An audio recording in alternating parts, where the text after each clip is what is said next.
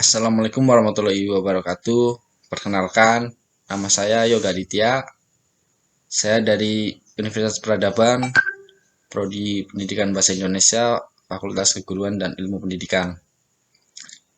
Saya di sini akan menjelaskan salah satu pendekatan penelitian kualitatif, yaitu pendekatan etnografi. Nah, yang pertama itu ada pengertian dari pendekatan etnografi itu sendiri. Nah, di sini saya menggunakan teori Creswell tahun 2007 bahwa pendekatan etnografi itu adalah sebuah metode penelitian kualitatif yang fokus pada pemahaman mendalam tentang budaya dan praktek sosial suatu kelompok melalui observasi langsung dan interaksi di lingkungan alami mereka. Jadi pendekatan ini dilakukan secara langsung atau pengamatan langsung di lingkungan-lingkungan atau di komunitas yang akan kita pilih untuk menjadi objek penelitian. Dan selanjutnya itu adalah metode penelitian. Nah, pendekatan etnografi adalah metode penelitian kualitatif yang fokus pada penelitian budaya. Nah, dalam pendekatan ini melibatkan pengamatan mendalam, deskripsi dan interpretasi, dan juga pengumpulan data berkelanjutan. Pengamatan mendalam yang dimaksud adalah peneliti mengamati dan berinteraksi dengan anggota-anggota komunitas dalam konteks alami mereka. Jadi, ketika kita berinteraksi, tidak ada perbedaan jarak ataupun jangka yang membuat kita berinteraksi secara formal atau terstruktur. Berbeda dengan ketika kita berinteraksi secara alami pada kehidupan sehari-hari. Nah, terus yang kedua ada deskripsi dan interpretasi. Ini menggambarkan dan menginterpretasikan pola interaksi sosial seperti norma dan struktur budaya kelompok yang diteliti. Jadi, peneliti harus bisa mendeskripsikan apa temuan-temuan yang terjadi di komunitas yang sedang kita teliti itu. Terus yang ketiga ada pengumpulan data berkelanjutan. Nah, pengumpulan data berkelanjutan ini menggunakan teknik seperti observasi partisipatif atau non-partisipatif dan juga wawancara untuk mengumpulkan data secara rinci selama periode waktu yang panjang atau yang kita butuhkan dalam penelitian. Nah, tujuan utama etnografi itu sendiri adalah untuk memberikan gambaran secara komprehensif tentang kehidupan sosial dan budaya pada suatu kelompok. Dan selanjutnya ada populasi dan sampel. Nah, menurut John Creswell 2007 itu sendiri dalam pendekatan etnografi itu, populasi itu adalah kelompok sosial atau komunitas yang sedang diteliti. Jadi populasinya adalah kelompok itu sendiri atau komunitas itu sendiri yang memiliki karakteristik budaya atau sosial yang menjadi fokus penelitian. Jadi ada novelty yang membuat peneliti itu bisa peneliti itu menjadi tertarik untuk melakukan penelitian di kelompok itu. Nah, sampelnya itu biasanya terdiri dari anggota komunitas tersebut yang dipilih secara purposif atau berdasarkan kriteria tertentu yang relevan dengan tujuan penelitian. Jadi tergantung si peneliti itu sendiri ingin meneliti apa dan memilih sampel itu yang seperti apa.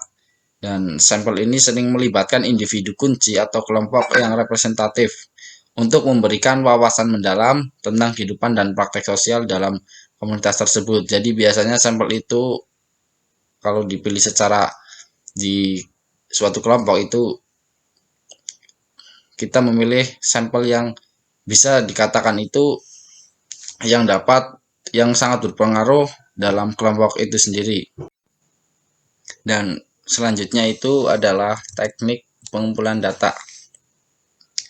Nah, teknik pengumpulan data ini dalam penelitian etnografi.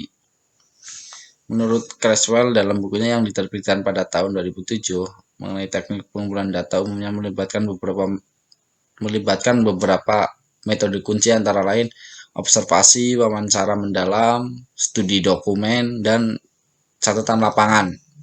Yang pertama ada observasi.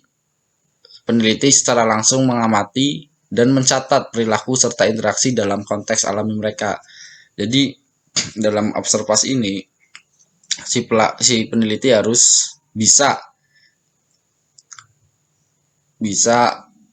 mencari tempat dalam penelitian agar objek penelitian itu tidak menyadari bahwa mereka sedang diteliti. Nah, observasi itu ada dua jenis. Yang pertama observasi bersifat partisipatif dan observasi bersifat non-partisipatif. Nah, yang bersifat partisipatif ini yaitu peneliti terlibat langsung dalam sebuah kegiatan. Jadi peneliti bisa menjadi pelaku langsung untuk bisa mengamati dan mencatat perilaku-perilaku yang terjadi di komunitas atau masyarakat itu. Yang kedua non partisipatif yaitu si peneliti hanya menjadi pengamat tanpa harus ikut serta dalam sebuah kegiatan. Terus yang kedua ada wawancara mendalam. Nah, wawancara mendalam ini peneliti melakukan wawancara semi struktur atau tidak terstruktur, itu tergantung si peneliti itu sendiri. Dan wawancara mendalam ini dilakukan dengan peserta untuk mendapatkan pemahaman mendalam tentang perspektif mereka dan pengalaman mereka. Jadi wawancara mendalam ini dilakukan oleh peneliti untuk menggali informasi terkait pemahaman tentang perspektif dan pengalaman-pengalaman mereka selama ada di masyarakat itu atau di dalam komunitas itu sendiri. Terus yang ketiga ada studi dokumen. Studi dokumen ini yaitu peneliti menganalisis dokumen dan artefak yang relevan seperti catatan, laporan, materi tertulis, dan lain-lain, yaitu untuk mendukung data yang dikumpulkan melalui observasi dan wawancara. Jadi studi dokumen itu dilakukan ketika kita melakukan observasi, melakukan wawancara, itu secara tidak langsung kita harus menanalisis dokumen-dokumen yang kita dapatkan. Terus yang keempat ada catatan lapangan. Nah, mengambil catatan yang mendetail selama atau setelah sesi observasi dan wawancara untuk merekam konteks dan detail penting yang mungkin tidak muncul di data. Nah, catatan lapangan ini bisa menjadi faktor-faktor pendukung kita untuk mengambil atau untuk mengumpulkan data. Seperti kita bisa menggunakan data melalui kamera-kamera ataupun video, foto, dan segala macam. Dan selanjutnya ada instrumen penelitian.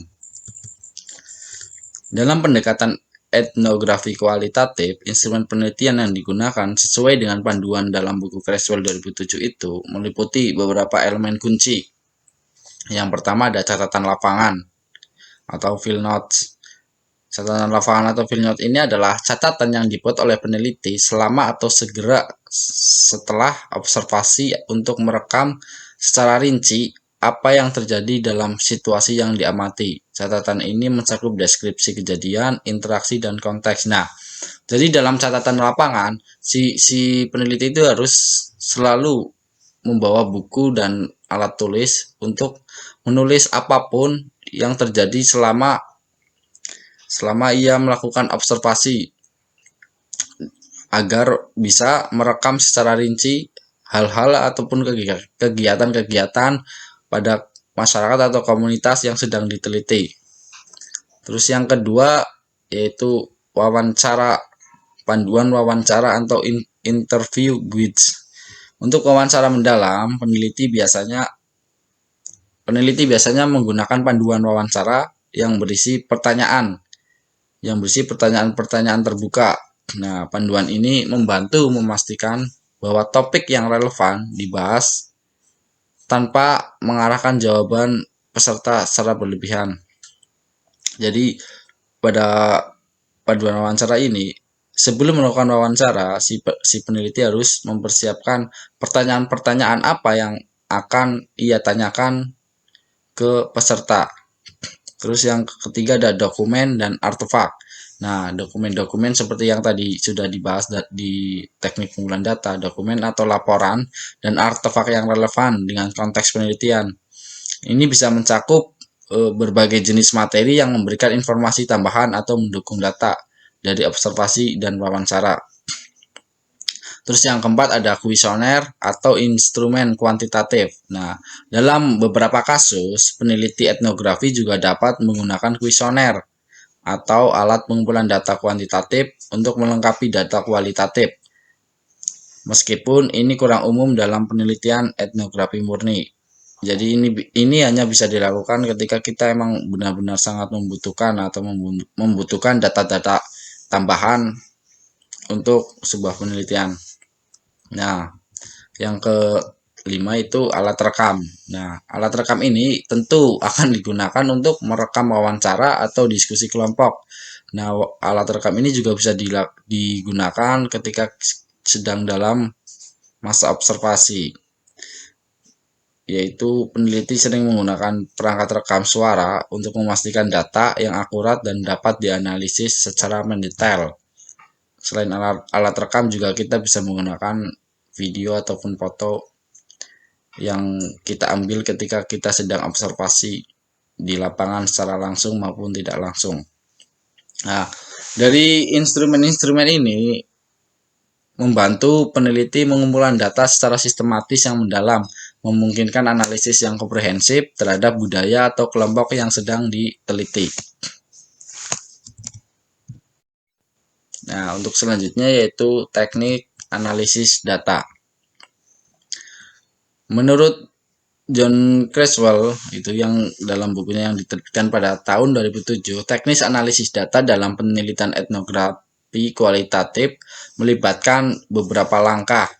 Yang pertama itu ada pengorganisasian data. Nah, pengorganisasian data ini transkripsinya itu mengubah data dan rekaman wawancara serta observasi ke dalam format teks. Jadi hasil dari wawancara atau observasi yang kita dapatkan yang kita dapatkan di lapangan itu kita susun menjadi sebuah format teks. Transkripsi dan penyusunan data. Nah, penyusunan data ini mengelompokkan catatan lapangan, dokumen, dan hasil wawancara dalam satu tempat yang terorganisir. Jadi temuan-temuan yang kita dapatkan itu kita satukan di sebuah format ataupun di teks agar dapat terorganisir. Terus yang kedua ada coding. Nah, coding ini ada coding awal dan pengembangan coding. Nah, coding awal ini tujuannya adalah untuk mengidentifikasi dan menandai unit-unit data penting yang relevan dengan pertanyaan-pertanyaan atau tema awal. Jadi, mengidentifikasi dan menandai. Jadi, kita memisahkan unit-unit penting ataupun menandainya. Hal-hal penting apa yang relevan pada waktu penelitian. Terus yang keduanya ada pengembangan kode. Nah, mengembangkan dan memperhalus kode yang digunakan untuk mengkategorikan data. Jadi, data yang penting itu kita bedakan. Kita buat tanda bahwa itu adalah data-data yang penting. Terus yang ketiga ada kategorisasi. Nah, kategorisasi ini meliputi pengelompokan kode dan pembuatan tema. Nah, pengelompokan kode ini yaitu mengelompokkan kode-kode yang sama atau mirip menjadi kategori yang lebih besar. Jadi tadi tanda-tanda untuk membedakan bahwa itu adalah hal-hal yang berbeda itu nanti akan dikumpulkan sesuai dengan tanda-tanda yang sama pula untuk menjadi sebuah kategori yang lebih besar. Terus pembuatan tema itu mengidentifikasi tema-tema utama berdasarkan kategori yang telah dibuat. Jadi nanti akan menjadi terstruktur ataupun rapih ketika kita memisahkan A dengan yang A, B dengan yang B. Jadi itu maksudnya. Terus yang keempat ada analisis tematik. Nah, analisis tematik ini meliputi identifikasi tema dan pola dan interpretasi data.